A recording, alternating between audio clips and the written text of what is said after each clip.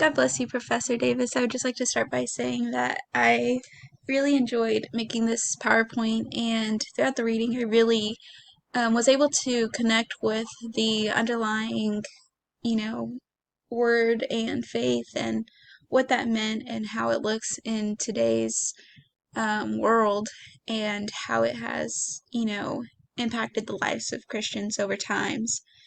Considering that it was built in and instilled so long ago, it's still something that's very relevant today.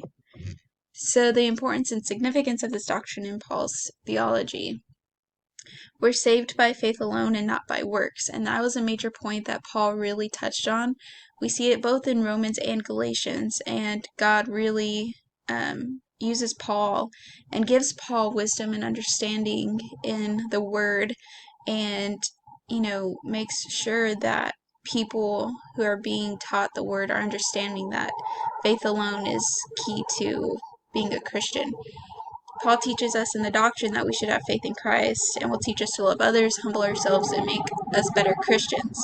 And this was one of the main ones that I completely understand and I can relate with, because ultimately as Christians we have to humble ourselves enough so that we let the word penetrate through our heart and help us to see our own faults and where we need growth as Christians, because without growth, without humbleness, we're not going to get anywhere or progress in our walk with Christ.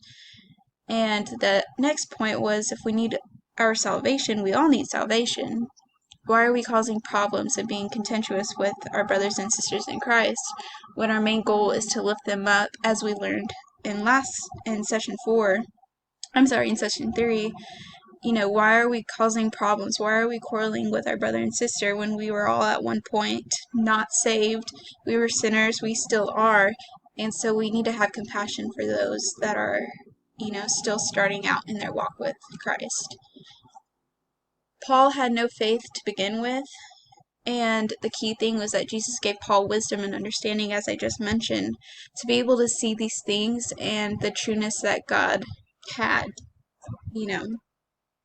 Paul was influenced by Jesus due to his forgiveness. Obviously, Paul was not a follower of Christ, but then, after his experience, he was able to, fully trust in Jesus and know that that is, the way. But now, apart from the law, the righteousness of God has been made known, to which the law and the prophets testify. This righteousness is given through faith in Jesus Christ to all who believe. There is no difference between Jew and Gentile, for all have sinned and have fallen short of the glory of God. And this is exactly true. We saw this in the last session. Both the circumcised and uncircumcised were blessed. They were given the gift of the Holy Spirit, and they were saved. And that was, everybody was able to witness that all at once, and that impacted everybody and gave them the confidence to know that Jesus is Christ, and Jesus did follow through with his promises. Similarly, a humble and thankful heart is loving towards others. As sinners saved by grace, we have no claim to be disdainful towards non-Christians, for we were rescued from the same sin that beset them. Our response to the reality should be compassion, not condemnation. And I completely agree. As brothers and sisters in Christ, we have learned to love and embrace each other's past.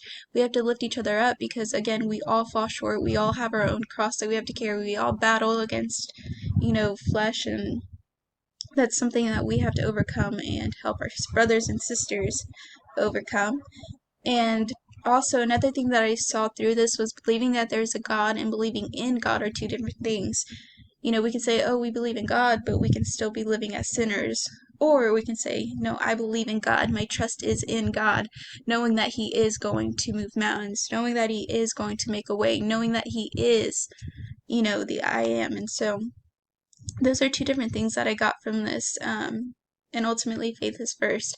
Faith becomes before anything. Your family, it comes before your job, it comes for ultimately everything. God has to be first, your faith has to be first, and you can't be moved by the enemy because he is out there he's like a roaring lion seeking whom he shall devour. And so that was ultimately what I got from this. Faith has to come first, and Paul definitely gained wisdom and understanding from Jesus, and he was definitely used to go out and spread the word, and through his doctrine, through his word, we see that he impacted the lives of many and established a foundation for those who were seeking. And in this case, in Titus, he had to have Titus had to have faith to go preach to the elders and those, even though they had already established another grounding. Ultimately, faith is key. Paul persevered and was a great prime example of that. God bless you.